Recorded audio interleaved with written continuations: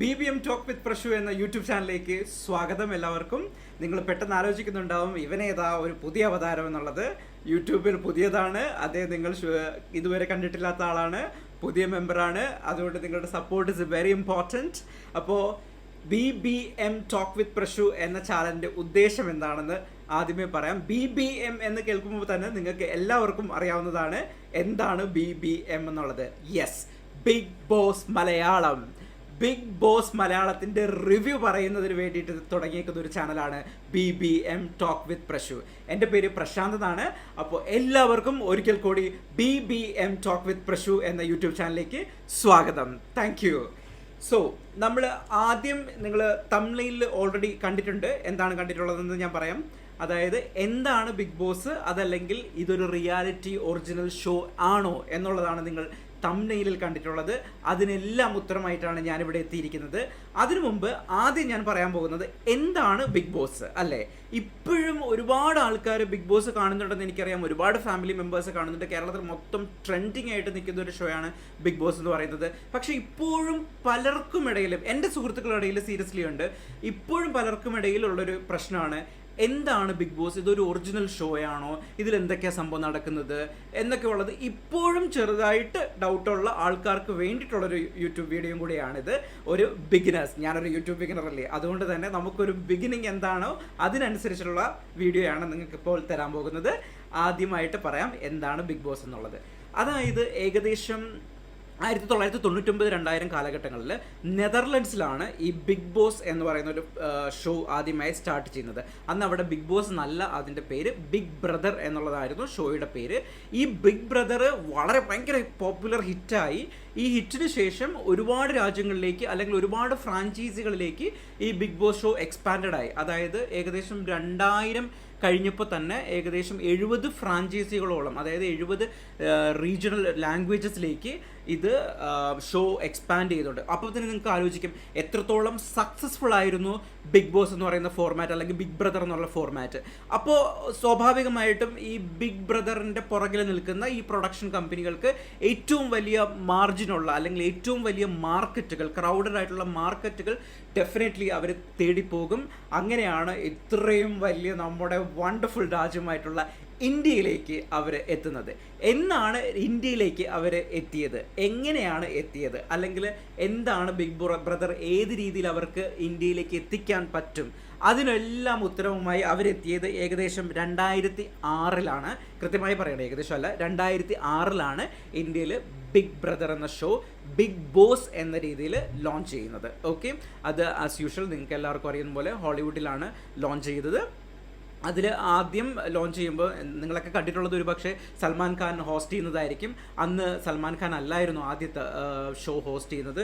ഒരു അർഷാദ് എന്ന് പറയുന്ന ഒരു ആക്ടറായിരുന്നു Bigg Boss 2016 Bigg Boss show ആദ്യമായി ഇന്ത്യയിൽ തുടങ്ങുമ്പോഴത്തേക്ക് ആങ്കർ ചെയ്യുന്നത്, അതായത് ഹോസ്റ്റ് ചെയ്യുന്ന വ്യക്തി. ഓക്കെ, അതിനുശേഷം 2007 ഈ അപ്പോൾ അത്രത്തോളം ഉള്ളൊരു പോപ്പുലാരിറ്റി അന്ന് കിട്ടിയിട്ടുണ്ടായിരുന്നില്ല. ആൾക്കാർക്ക് എല്ലാവർക്കും സ്വാഭാവികമായിട്ടും ഒരു ഡൗട്ട് ഉണ്ടാവും എന്തായിരിക്കും എന്നൊക്കെ ഉള്ളത് ഡൗട്ട് ഉണ്ടാവും. സോ അവർ എക്സ്പെക്റ്റ് ചെയ്ത തരത്തിലുള്ളൊരു പ്രതികരണം പ്രേക്ഷകരിൽ നിന്ന് കിട്ടിയിട്ടുണ്ടാകില്ല. അതുകൊണ്ട് തന്നെ 2007 വന്നപ്പോഴത്തേക്ക് അവർക്ക് കുറച്ചും കൂടി ജനങ്ങളിലേക്ക് എത്തിക്കാൻ വേണ്ടി ഒരു ബെറ്റർ ഹോസ്റ്റിനെ നോക്കുന്നുണ്ടായിരുന്നു. അങ്ങനെ നോക്കുമ്പോഴാണ് 2007 ശില്പ ഷെട്ടി ബിഗ് ബ്രദർ UK നടക്കുന്നത്. ആ UK നടക്കുന്നതിൽ ശില്പ ഷെട്ടി വിജയിക്കുകയും അവിടെ നിന്ന് ശില്പ ഷെട്ടി ആൾക്കാർ കുറച്ചും കൂടി റെക്കഗ്നൈസേഷൻ ശില്പ ഷെട്ടിയിലൂടെ ബിഗ് ബ്രദറിന് കിട്ടുകയും ഇന്ത്യയിൽ കിട്ടുകയും അങ്ങനെ ബിഗ് ബോസിലേക്ക് ശില്പ ഷെട്ടിയെ ഹോസ്റ്റായിട്ട് കൊണ്ടുവരികയായിരുന്നു ബിഗ് ബോസ് ടീം ചെയ്തത്. അത് സീസൺ 2 വന്നിട്ട്. സീസൺ 2 വന്നിട്ടും അറിയാമല്ലോ, സ്വാഭാവികമായും വീണ്ടും ജനങ്ങളിലേക്ക് എത്തുക എന്ന് പറയുന്നത് നിങ്ങൾക്ക് മലയാളം തന്നെ അതിൻ്റെ എക്സാമ്പിളായിട്ട് കൂട്ടാവുന്നതേ ഉള്ളൂ. അതിലേക്ക് നമ്മൾ വരുന്നതായിരിക്കും. സോ 2007 ബിഗ് ബോസ് ഷോ ഹിന്ദിയിൽ ഹോസ്റ്റ് ചെയ്തത് ശില്പ ഷെട്ടിയാണ്. അവിടെ നിന്ന് കുറേശ്ശെ മാറ്റങ്ങളുണ്ടാകുന്നു. അതിനുശേഷം ഹിന്ദി സീസൺ 3 ഹോസ്റ്റ് ചെയ്തത് അമിതാഭ് ബച്ചനായിരുന്നു. കുറേ കൂടി വലിയ രീതിയിലേക്ക് കാര്യങ്ങൾ പോയി. അപ്പോഴും സീസൺ 4 എത്തുന്ന സമയത്ത് ആണ് ദ റിയൽ മാൻ ബിഗ് ബോസിൻ്റെ യഥാർത്ഥ ഹോസ്റ്റ് ആരാണെന്ന് ചോദിക്കുമ്പോഴത്തേക്ക് എല്ലാവർക്കും കിട്ടുന്ന ഒരു ഉത്തരം സൽമാൻ ഖാനാണ്. സൽമാൻ ഖാൻ ആയിരുന്നു സീസൺ 4 മുതൽ ഇപ്പോൾ 19ാമത്തെ സീസണോ മറ്റോ ആവുന്നുണ്ട്. ഇത്രയും കാലം സൽമാൻ ഖാനാണ് ഹോസ്റ്റ് ചെയ്തുകൊണ്ടിരിക്കുന്നത്. അത്രത്തോളം ഹിറ്റായി ഇങ്ങനെ നിൽക്കുന്നുണ്ടായിരുന്നു. ഇതിനിടയിൽ ഞാനൊരു കാര്യം പറയാൻ മറന്നു. ഞാനൊരു പ്രവാസി കേട്ടോ. എൻ്റെ പ്രവാസ ജീവിതം തുടങ്ങുന്നത് ഏകദേശം 10 വർഷം മുമ്പാണ്. ഈ 10 വർഷമായിട്ട് ഞാൻ ബിഗ് ബോസ് ഫോളോ ചെയ്യുന്ന ആളും. അപ്പോൾ നിങ്ങൾ ആലോചിക്കും നമ്മുടെ സീസണിൽ ആകെ സീസൺ 7 ആവുന്നുള്ളൂ, അപ്പോൾ ഞാനങ്ങനെ 10 വർഷമായിട്ട് കാണുന്നത്. യെസ്, ഞാനൊരു ഹിന്ദി ബിഗ് ബോസ് ഫാനായിരുന്നു. അപ്പോൾ ഞാൻ സീസൺ 11 മുതലാണെന്ന് തോന്നുന്നു, ഞാൻ സീസൺ 10 11 മുതലാണ്, എക്സാക്ട്ലി എനിക്ക് ഓർമ്മയില്ല, ഞാൻ കണ്ടു തുടങ്ങുന്നത്. അതെന്നെ പിടിച്ച് അഡിക്റ്റ് ആക്കിയ ആ ഷോയിലേക്ക്. ഫുൾ ഓഫ് ഇവിടെ നമുക്ക് വേറെ എൻ്റർടൈൻമെൻ്റ് ഒന്നും നിങ്ങൾക്ക് അറിയാമല്ലോ. സോ അതിൽ കംപ്ലീറ്റ്ലി എനിക്ക് ബിഗ് ബോസിൽ അഡിക്റ്റ് വരുന്നത് ഈ ഹിന്ദി ഷോ കണ്ടപ്പോഴാണ്. അപ്പോൾ ഞാനിങ്ങനെ ആലോചിക്കുമായിരുന്നു, എന്തുകൊണ്ട് നമ്മുടെ മലയാളത്തിലേക്ക് ഇങ്ങനെ ഒരു ഷോ വരുന്നില്ല. ആ സമയത്തൊക്കെ കമ്മ്യൂണിസമൊക്കെ ഉണ്ട്, അപ്പോൾ നമുക്കും പോകാമല്ലോ. കമ്മ്യൂണിസമൊക്കെ വന്നു കഴിഞ്ഞാൽ ഈ മലയാളത്തിലേക്ക് വന്നു കഴിഞ്ഞാൽ ഹിന്ദി ഒന്നും അറിയത്തില്ലല്ലോ, അപ്പോൾ നമുക്കും പോകാൻ പറ്റും, നമുക്കും ഒരു ഓപ്പർച്യൂണിറ്റി ആകും. ഇത്തരത്തിലുള്ളൊരു പ്രതീക്ഷ ആ സമയത്ത് വന്നായിരുന്നു. പക്ഷേ വന്നില്ല. 1-2 വർഷം കഴിഞ്ഞു, അപ്പോഴും വരുന്നില്ല. അങ്ങനെ ഇരിക്കുമ്പോഴാണ് പെട്ടെന്നൊരു സുപ്രഭാതത്തിൽ നമ്മുടെ കേരളത്തിലേക്കും നമ്മുടെ മലയാളത്തിലേക്കും ബിഗ് ബോസ് സീസൺ വരുന്നത്. അത് ഭയങ്കര ഷോക്കിംഗ് ആയിരുന്നു എനിക്കും. ഒരു പക്ഷേ ബിഗ് ബോസ് പ്രേമിക്കുന്ന ഒരുപാട് ആൾക്കാരുണ്ട്, ബിഗ് ബോസിനോട് ഭ്രമമുള്ള അല്ലെങ്കിൽ ബിഗ് ബോസിന് ഒരു വികാരമായി കാണുന്ന, നിങ്ങൾക്കറിയാലോ, ഒരുപാട് റിവ്യൂസൊക്കെ ഉണ്ട്. അവരൊക്കെ വർഷങ്ങളായിട്ട്, ചിലപ്പോൾ എന്നേക്കാളും മുന്നേ കണ്ടു തുടങ്ങിയായിരിക്കും. അവർക്കൊക്കെ ഭയങ്കര ക്രേസിയാണ് ഈ ഷോയെ പറ്റി. അപ്പോൾ അവരെല്ലാവരും എക്സ്പെക്ട് ചെയ്ത പോലെ 2018 നമ്മുടെ മലയാളത്തിൽ നമ്മുടെ സീസൺ തുടങ്ങുന്നത്. ഓക്കെ, സോ സ്വാഭാവികമായിട്ടും എൻ്റെ മോൾ ഷൈനെ പോലുള്ള ഇത്രയും വലിയൊരു പ്രൊഡക്ഷൻ ടീം കേരളത്തിലേക്ക് വരുമ്പോൾ ഒരു മികച്ച അവതാരകൻ അവർക്ക് ഇമ്പോർട്ടൻ്റ് ആണല്ലേ. മികച്ച അവതാരകനായിട്ട് അപ്പോൾ ആരെയായിരിക്കും അവർ സെലക്ട് ചെയ്യുക? സ്വാഭാവികമായിട്ടും ദ വൺ ആൻഡ് ഓൺലി നമ്മുടെ സ്വന്തം ലാലേട്ടൻ. ഓക്കെ, സോ ലാലേട്ടനെ തന്നെയായിരുന്നു അവർക്ക്. ഇതിനേക്കാളൊരു ബെസ്റ്റ് ചോയ്സ് എവിടെ കിട്ടും അല്ലേ? അപ്പോൾ അവർ ലാലേട്ടനെ തന്നെ സെലക്ട് ചെയ്തു. അതിനുശേഷം ആദ്യത്തെ സീസണാണ്, നമ്മുടെ എല്ലാവരിലേക്കും എത്തണം. അന്നൊന്നും എനിക്ക് തോന്നുന്നില്ല 90% ആൾക്കാർക്കും മലയാളത്തിലുള്ളവർക്ക് അറിയത്തില്ല, കേരളത്തിലുള്ളവർക്ക് അറിയത്തില്ല എന്താണ് ബിഗ് ബോസ് എന്നുള്ളതൊന്നും അറിയത്തില്ല. ഹിന്ദി സീസൺ കാണുന്ന കുറച്ച് ആൾക്കാർ മാത്രമേ ഉണ്ടായിരിക്കത്തുള്ളൂ. അപ്പം ഇത് ജനങ്ങളിലേക്ക് എത്തിക്കുക. അപ്പം അതിനൊരു ബെസ്റ്റ് ചാനൽ വേണം. സോ ചാനൽ ഏഷ്യാനെറ്റ് ആയിരിക്കുന്നു, ലാലേട്ടൻ ഹോസ്റ്റ് ആയിരിക്കുന്നു. പിന്നെ വേണ്ടത് കുറേ കണ്ടസ്റ്റൻസ് അല്ലേ, ഭയങ്കര നല്ല മത്സരാർത്ഥികളാണ്. അതിനെപ്പറ്റി നമ്മൾ പിന്നൊരു വീഡിയോ ചെയ്യാം കേട്ടോ. ഇപ്പം അതിനുശേഷമാണ് സീസൺ 1 തുടങ്ങുന്നത്. അതിനുശേഷം സീസൺ 2, ഇപ്പം നമ്മൾ ഏകദേശം സീസൺ 7 എത്തി നിൽക്കുന്നു അല്ലേ. ഇപ്പം ഒരുപക്ഷെ എല്ലാ ജനങ്ങളിലേക്കും ബിഗ് ബോസ് ഷോ അത്രത്തോളം ഭയങ്കര ഇമ്പോർട്ടൻ്റ്. എല്ലാവരും ഓരോ വർഷമാകുമ്പോഴത്തേക്ക് കാത്തിരിക്കുക, എപ്പോൾ തുടങ്ങും എന്നും പറഞ്ഞ് ഒരുപാട് പേര് കാത്തിരിക്കുന്ന പോലെ, എന്നെപ്പോലെ ഒരുപാട് പേരുണ്ട്. അങ്ങനെ ഒരുപാടായി ഇപ്പോൾ മലയാളത്തിലെ നമ്മുടെ ഷോ റൺ ചെയ്യാൻ തുടങ്ങിയിട്ട്. ഇറ്റ്സ് ഹാർട്സ് ഓഫ്, ഭയങ്കര നന്നായിട്ട് നടക്കുന്നുണ്ട്, അതൊന്നും പറഞ്ഞറിയിക്കാൻ പറ്റത്തില്ല. അപ്പോൾ ലെറ്റ്സ് ബാക്ക് ടു ബിസിനസ്. ഇതൊക്കെയാണ് നമ്മുടെ ബേസിക് ഇൻഫർമേഷൻസ്. ഓക്കെ, ഇനി എന്താണ് ബിഗ് ബോസ്? ഓക്കെ, എന്താ സംഭവം ഇവർ ഇത് ഉദ്ദേശിക്കുന്നത്, അല്ലെങ്കിൽ എന്താ ഇതിൽ നടക്കുന്നത് എന്നൊക്കെ അറിയാൻ വേണ്ടിയിട്ട് ഇപ്പോഴും ബിഗിനേഴ്സ് ഉണ്ടെങ്കിൽ അവർക്കൊന്ന് കേൾക്കാൻ വേണ്ടിയിട്ട്. എനിക്കറിയാം കുറേ പേർക്കൊക്കെ അറിയാം, അല്ലെങ്കിൽ ഒരു 80-90% ആൾക്കാർക്കൊക്കെ അറിയാം. എന്നാലും ഞാനൊരു എൻ്റെ ഫസ്റ്റ് തുടക്കം വീഡിയോ അല്ല, അപ്പം ഞാൻ എന്തായാലും ഉറപ്പായിട്ടും ഇതിൽ തന്നെ തുടങ്ങാമെന്ന് വിചാരിച്ചു. ഓക്കെ, അപ്പോൾ എന്താണ് ബിഗ് ബോസ്? ഓക്കെ, ഈ ബിഗ് ബോസ് എന്ന് പറയുന്നത് ഒരു വീടാണ്. ഓക്കെ, അത് നിങ്ങൾക്ക് കുറച്ചും കൂടെ കുറച്ച് കഴിയുമ്പോൾ നിങ്ങൾക്ക് മനസ്സിലാവും. ഒരു വീട്ടിനുള്ളിലേക്ക് ഒരു വ്യത്യസ്തരായ ഒരു 10-20 പേര്, വ്യത്യസ്തരായ പല മേഖലകളിലുള്ള പല ക്യാരക്ടേഴ്സുള്ള, അതായത് നമ്മുടെ സൊസൈറ്റി എങ്ങനെയാണ്, ഈ സൊസൈറ്റിയിൽ പല ആൾക്കാരുണ്ട്. എന്നെ പോലെ ആയിരിക്കും നിങ്ങളുണ്ടാകുന്നത്, നിങ്ങളെപ്പോലെ ആയിരിക്കും നിങ്ങളുടെ ഓപ്പോസിറ്റുള്ള ആൾക്കാരുണ്ടാകുന്നത്. അല്ല, ഇത്തരത്തിലുള്ള പല മേഖലകളിലും, അതിൽ ചിലപ്പോൾ ഫിലിമാവാം, സീരിയലാകാം, അല്ലെങ്കിൽ രാഷ്ട്രീയമാകാം, പാട്ടുകാരാകാം, യൂട്യൂബേഴ്സ് ആവാം, അല്ലെങ്കിൽ സാധാരണക്കാരനാവാം. ഇവരിൽ നിന്നൊക്കെ ഓരോ പിക്കെടുത്ത് ഇവരെല്ലാം ഒരു കൊടക്കീഴിൽ കൊണ്ടുവന്നെത്തിക്കുക. ഇതാണ് ബിഗ് ബോസ്. ഓക്കെ, അതിന് വേറൊരു എക്സാമ്പിൾ ഞാൻ പറഞ്ഞുതരാം. ഇപ്പോൾ നമ്മൾ പ്രവാസ ലോകത്ത് നിൽക്കുകയാണ്. നമ്മൾ ഒരു റൂമിലേക്ക് വരുമ്പോൾ ഒരുപാട് പേര് അക്കോമഡേഷനിൽ ഉണ്ടാവും അല്ലേ. അക്കോമഡേഷനിൽ പല തരത്തിലുള്ള, അപ്പോൾ നമ്മൾ പല തരത്തിലുള്ള അഡ്ജസ്റ്റ്മെൻറ്റിന് തയ്യാറാകേണ്ടി വരും. ചിലപ്പോൾ ഫോർ എക്സാമ്പിൾ എനിക്ക് ഫാൻ പറ്റുമായിരിക്കും, എൻ്റെ ഫ്രണ്ടിന് ചിലപ്പോൾ ഫാൻ പറ്റത്തില്ലായിരിക്കും, ഫ്രണ്ടിന് ചിലപ്പോൾ റൂമിൽ ലൈറ്റ് വേണമായിരിക്കും, എനിക്ക് ചിലപ്പോൾ ലൈറ്റ് പറ്റത്തില്ലായിരിക്കും. അപ്പം എല്ലാ തരത്തിലുള്ളൊരു അഡ്ജസ്റ്റ്മെൻറ്റ് അല്ലേ. പല ക്യാരക്ടേഴ്സ് വരുമ്പോഴത്തേക്ക് ഏതൊക്കെ രീതിയിൽ എങ്ങനെയൊക്കെ ആകും, അല്ലെങ്കിൽ എന്തെങ്കിലും പ്രശ്നമാവോ, ഇതൊക്കെ നമ്മളിലേക്ക് എത്തിക്കുക എന്നുള്ളതാണ് സംഭവം. ഇതിൻ്റെ ഉദ്ദേശം സംഭവം ഇങ്ങനെയാണ് കേട്ടോ, എല്ലാവരിലേക്ക് എത്തിക്കുക എന്നുള്ളതാണ് ഇതിൻ്റെ ഒരു ഉദ്ദേശം എന്ന് പറയുന്നത്. ക്ലിയർ? അപ്പോൾ ഈ വ്യത്യസ്തരായ 20 പേരെ ഈ ഒരു വീട്ടിൽ കൊണ്ടുവന്ന് വെക്കും. ഓക്കെ, മീൻസ് കൊണ്ടുവന്ന് വെക്കും എന്നൊക്കെ പറയുന്നത് തെറ്റാണ്, സോറി. അല്ലെങ്കിൽ അവരവിടെ വരുന്നു. ഓക്കെ, അവർ വന്നിട്ട് ഏകദേശം 100 ദിവസം, ഹിന്ദിയിലാണെങ്കിൽ 105 ദിവസം, അല്ലെങ്കിൽ ചിലപ്പോൾ സക്സസീവ് ഇയറൊക്കെ ആണെങ്കിൽ 130 ദിവസം, 150 ദിവസം. ഐ തിങ്ക് സീസൺ 14 കണ്ട് 150 ദിവസമൊക്കെ പോയിട്ടുണ്ട്, അത്രത്തോളം. പക്ഷേ മലയാളത്തിൽ ആകെ 100 ദിവസം വരെ പോയിട്ടുള്ളൂ. സോ നമ്മൾ മലയാളത്തിനെ പറ്റി പറയുന്നത് 100 ദിവസം ഇവർ 20 പേര് അല്ലെങ്കിൽ ഒരു 18 പേര് അല്ലെങ്കിൽ ഒരു 22 പേര്, ഇത്രയും നമ്പേഴ്സുള്ള ആൾക്കാരെ ഈ വീട്ടിലേക്ക് എത്തിക്കുന്നു. അതിനുശേഷം ഇവർക്ക് യാതൊരു വിധത്തിലുള്ള ഔട്ട്സൈഡ് കമ്മ്യൂണിക്കേഷനോ അല്ലെങ്കിൽ യാതൊരു വിധത്തിലുള്ള വെളിയിലുള്ള അറിവ്, ഫോർ എക്സാമ്പിൾ നമുക്ക് മൊബൈൽ ഫോൺ, ലാപ്ടോപ്പ് അല്ലെങ്കിൽ കമ്പ്യൂട്ടർ അല്ലെങ്കിൽ പത്രം, ഇത്തരത്തിലുള്ള ഒരു സംഭവമില്ല. ഇപ്പോൾ നമ്മൾ ഫുൾ ടൈം, നിങ്ങൾ കാണുന്നില്ല ചിലപ്പോൾ ഫോണിലായിരിക്കും അല്ലേ, നമ്മൾ ഫുൾ ടൈം ഫോണിൽ കളിച്ചുകൊണ്ടിരിക്കുന്നവരാ. നമ്മുടെ എന്തോ ശരീരത്തിൻ്റെ ഒരു ഭാഗമായി മാറിക്കഴിഞ്ഞു മൊബൈൽ ഫോൺ അല്ലേ. ഇതൊന്നും ഇല്ലാതെ, ഇമാജിൻ, ഇതൊന്നുമില്ലാതെ ഇവർ ഈ 100 വീട്ടിൽ കിടന്ന് കോമ്പറ്റ് ചെയ്യണം. ഇമാജിൻ, എന്ത് പാടാ അല്ലേ, എന്ത് പ്രഷറിലായിരിക്കും ഇവർ പോവുക അല്ലേ. അപ്പം പലതരത്തിലുള്ള അഡ്ജസ്റ്റ്മെൻറ്റ് ചെയ്യേണ്ടി വരുന്നു, പലതരത്തിലുള്ള ബുദ്ധിമുട്ടുകൾ നേരിടേണ്ടി വരും. അതിൻ്റെ ഇടയിൽ ഈ ഷോ മേക്ക് ചെയ്യുന്നവർക്ക് എൻ്റർടൈൻമെൻറ്റ്സ് വേണം അല്ലേ. അതിന് വേണ്ടിയിട്ട് പല പല ടാസ്കുകൾ ഇവർക്ക് കൊടുക്കും, ഗെയിമുകൾ ഇവർക്ക് കൊടുക്കും. അപ്പം അത് ചെയ്യുന്നതിനുള്ള പ്രഷർ, ഒരു കംപ്ലീറ്റ് ഒരു മെൻ്റൽ പ്രഷറിലേക്ക് ഇവരെത്തിക്കും. ആദ്യത്തെ ഒരു ദിവസമൊക്കെ നമുക്ക്, അല്ലെങ്കിൽ ഒരാഴ്ച, ഒരു 2 ആഴ്ചയൊക്കെ നമ്മൾ അങ്ങനെയാണ് ഇങ്ങനെയാണെന്നൊക്കെ പറഞ്ഞ് നമ്മളെ ചിലപ്പം അഡ്ജസ്റ്റ് ചെയ്ത് നിൽക്കും. പക്ഷെ ഒരു ഘട്ടം കഴിയുമ്പോഴത്തേക്ക് നമുക്ക് നമ്മളെ റിയൽ ക്യാരക്ടർ വരും, അല്ലെങ്കിൽ നമ്മൾ ഉള്ളിൽ ഒളിഞ്ഞു കിടക്കുന്ന ഒരു ക്യാരക്ടർ പുറത്തു വരും അല്ലേ. അപ്പോഴാണ് നമ്മൾ ഈ കാണുന്ന പൊട്ടിത്തെറികൾ ഉണ്ടാവുന്നത്, അല്ലെങ്കിൽ ചില പിണക്കങ്ങൾ ഉണ്ടാവുന്നത്, അടി ഉണ്ടാവുന്നത്, ഇടി ഉണ്ടാവുന്നത്. ഇതൊക്കെ നമ്മൾ കാണാറില്ലേ, ഓരോ സീസണിൽ എടുത്ത് വെച്ച് നോക്കിയാൽ കാണാൻ പറ്റും. ഇതൊക്കെ ഫേക്ക് അല്ല കേട്ടോ, ഇതൊക്കെ ഒറിജിനലാണ്. അത് നമ്മൾ ആ ഒരു സിറ്റുവേഷനിലേക്ക് വന്നു കഴിഞ്ഞാൽ മാത്രമേ നമുക്ക് മനസ്സിലാവുള്ളൂ. അപ്പോൾ ഇവരെല്ലാവരെയും ഇങ്ങനെ ഇട്ട് ഈ ഒരു 100 ദിവസം റൺ ചെയ്യുന്ന ഒരു ഷോയാണ് ബിഗ് ബോസ് എന്ന് പറയുന്നത്. ഏകദേശം ഒരു ഐഡിയ കിട്ടിക്കാണോയെന്ന് എനിക്കറിയാം.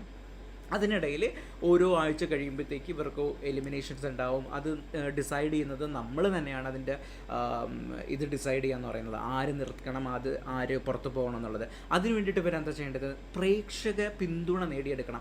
അതിന് വേണ്ടിയിട്ട് ചിലപ്പോൾ അവർക്ക് നല്ല ക്വാളിറ്റീസ് കാണിക്കേണ്ടി വരും. നല്ല ക്വാളിറ്റീസ് ഇല്ലാത്തവരെ നമ്മൾ പുറത്താക്കി നമുക്ക് ഇഷ്ടപ്പെടുന്നവരല്ലേ നമ്മൾ വോട്ട് ചെയ്യിക്കത്തുള്ളൂ അല്ലേ. അങ്ങനെ പ്രേക്ഷക പിന്തുണയോടുകൂടി ഈ 100 ദിവസം നിന്ന് ഏറ്റവും കൂടുതൽ വോട്ട് ചെയ്യുന്നത് ആരാണോ അവരാണ് ഈ ബിഗ് ബോസിൻ്റെ വിജയിയായിട്ട് പ്രഖ്യാപിക്കുക. എല്ലാ സീസണിലും നടക്കുന്നത് ഇത്തരത്തിലുള്ളൊരു പ്രക്രിയയാണ്. ഓക്കെ, അപ്പം ഈ പ്രഷറെല്ലാം കടന്നു പോകണം. ബിഗ് ബോസിൻ്റെ ഒരു അവരുടെ ഒരു കറക്റ്റ് തീമായിട്ട് നമ്മൾ നോക്കുകയാണെങ്കിൽ അവർക്ക് വേണ്ടത് ഒന്നാമത്തെ കാര്യം ഒരു സർവൈവൽ. അവർ ഏറ്റവും നന്നായിട്ട് സർവൈവ് ചെയ്യുന്നത് ആരാണ്, അല്ലെങ്കിൽ ഏറ്റവും കൂടുതൽ ഡ്രാമ ഇത് ചെയ്യുന്നത് ആരാണ്. മീൻസ് ഡ്രാമ എന്ന് ഉദ്ദേശിക്കുന്നത് മനസ്സിലായല്ലോ. അതല്ലെങ്കിൽ ഏതൊക്കെ തരത്തിലുള്ള സ്ട്രാറ്റജീസ് കാണിക്കാം നമുക്ക്. അതായത് ഇപ്പം പ്രേക്ഷകരെ എനിക്ക് നിരുത്സാഹപ്പെടുത്താതെ ഈ ഒരു സിറ്റുവേഷൻ എനിക്ക് എങ്ങനെ ഹാൻഡിൽ ചെയ്യാം, അതൊരു നമ്മൾ ആലോചിച്ച് കണ്ടിരിക്കാം. അതിനെയാണ് സ്ട്രാറ്റജി എന്ന് ഉദ്ദേശിക്കുന്നത്, അത്തരത്തിലുള്ള സ്ട്രാറ്റജീസ്. പിന്നെ പലതരത്തിലുള്ള ഇമോഷൻസ്, നമ്മുടെ വിഷമങ്ങൾ, സന്തോഷങ്ങൾ എല്ലാം. ഇമാജിൻ, നിങ്ങൾ ആലോചിക്കണം, ഇവർ ഈ 100 ദിവസം ഇവരുടെ ഫാമിലി മെമ്പേഴ്സ്, ഇവരുടെ അമ്മ, അച്ഛൻ, ബ്രദർ, സിസ്റ്റർ, വൈഫ്, കുഞ്ഞുങ്ങൾ, ഇവരൊക്കെ വിട്ടിട്ടാണ് ഇവർ ഇതിനടുത്ത് വന്നിരിക്കുന്നത്.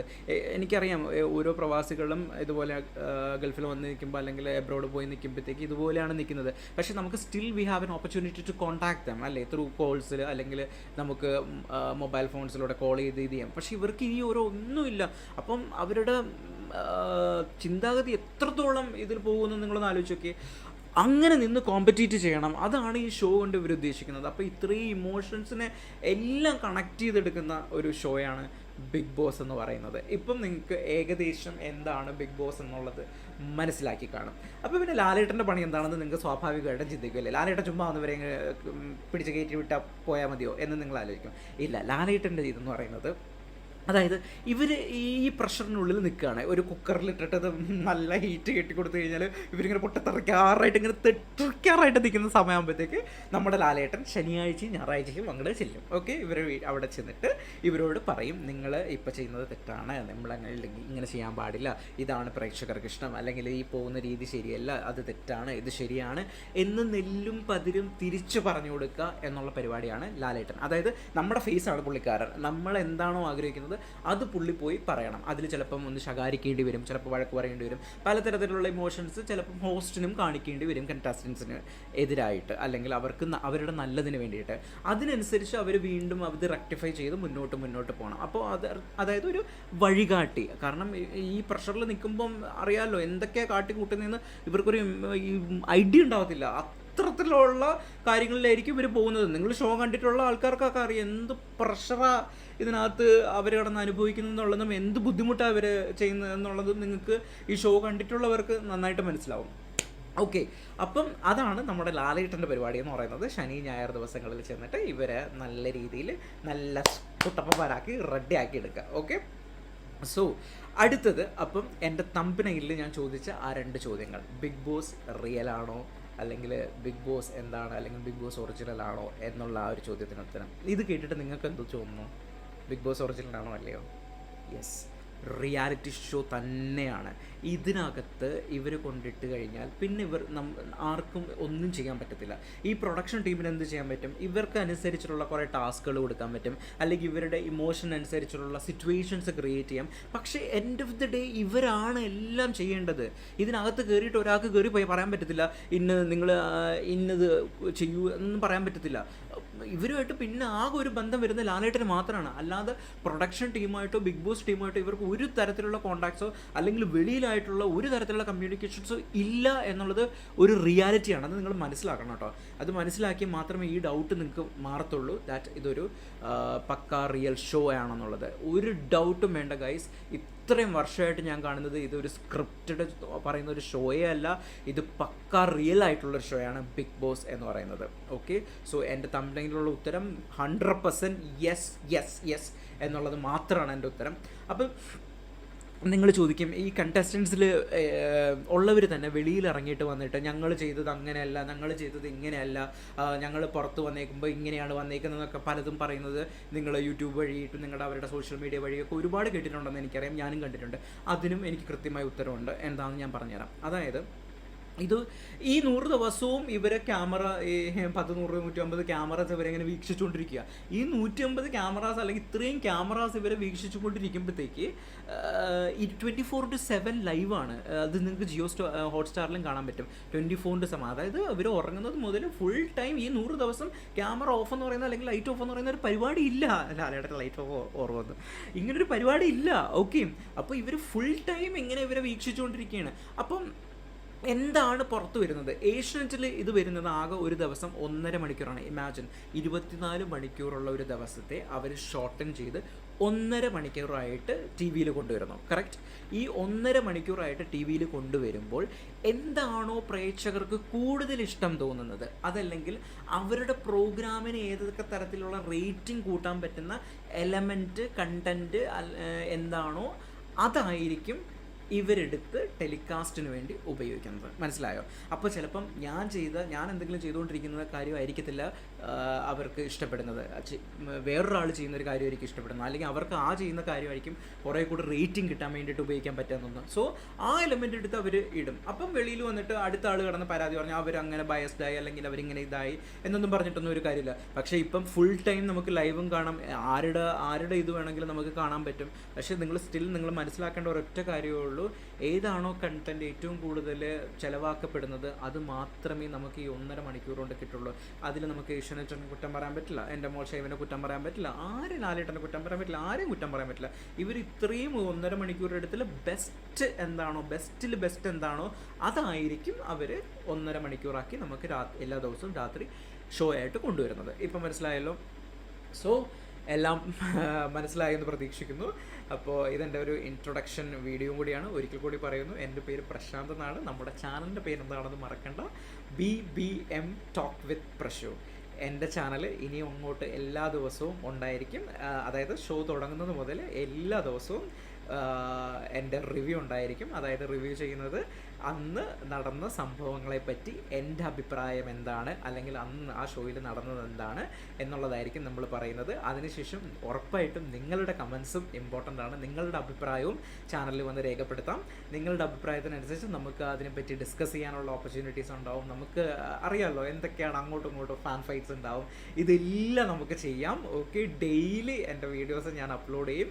ആൻഡ് എൻ്റെ പേഴ്സണൽ അഭിപ്രായങ്ങൾ മാത്രമായിരിക്കും ഒരു ട്രൂ ബിഗ് ബോസ് ലവറിൻ്റെ അഭിപ്രായമായിരിക്കും നിങ്ങൾക്ക് കിട്ടാൻ പോകുന്നത്. അല്ലാതെ എനിക്ക് ഇന്ന സൈഡ് മറ്റേ സൈഡ് അങ്ങനെയുള്ളൊന്നുമല്ല, ഒരു ട്രൂ ബിഗ് ബോസിൻ്റെ. പക്ഷെ ഞാൻ ഒരു കാര്യം ഉറപ്പ് ചെയ്യാം, ഞാൻ പോയിട്ട് എന്താണ് ഒരു ഒരു ഒരു ഇങ്ങനെ ഒരു എല്ലാവരെയും തടവി സുഖിപ്പിച്ച് ആ പരിപാടി എന്തായാലും എൻ്റെ യൂട്യൂബ് ചാനലിൽ ഉണ്ടാവത്തില്ല എന്നുള്ള ഒരു ഗ്യാരണ്ടി ഞാൻ നിങ്ങൾക്ക് തരുന്നതായിരിക്കും. ഓക്കെ, ലാലേട്ടൻ കുറ്റം ചെയ്യുമോ, ലാലേട്ടൻ നമ്മൾ കുറ്റം പറഞ്ഞിരിക്കും. ഏഷ്യനെറ്റ് കുറ്റം ചെയ്യും, ഏഷ്യനെറ്റ് കുറ്റം പറഞ്ഞിരിക്കും. ബിഗ് ബോസ് ടീം കുറ്റം പറയുമോ, കുറ്റം പറഞ്ഞിരിക്കും. കണ്ടസ്റ്റൻറ്റ് ചെയ്താലും നമ്മൾ പറഞ്ഞിരിക്കും.